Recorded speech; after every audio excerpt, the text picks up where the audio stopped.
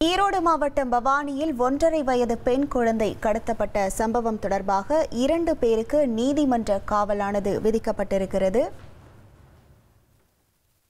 கடந்த 16ஆம் தேதி கடத்தப்பட்ட குழந்தை 25 நாட்களுக்கு பிறகு நாமக்கலில் மீட்கப்பட்ட நிலையில் தற்போது அந்த 2 பேருக்கும் நீதிமன்ற காவல் விதிப்பானது வழங்கப்பட்டிருக்கிறது. கைதான தம்பதி ரமேஷ் நித்யாவிற்கு 15 நாட்கள் நீதிமன்ற காவல் விதிக்கப்பட்டிருக்கிறது.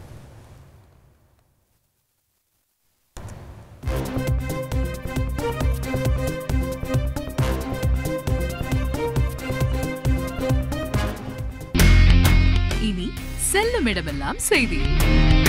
தந்தி டிவியின் வாட்ஸ்அப் சேனலை ஃபாலோ பண்ணினா செல்லருக்கும் இடமெல்லாம் செய்தி. இதோ QR கோட் இப்பவே ஸ்கேன் பண்ணுங்க, ஃபாலோ பண்ணுங்க.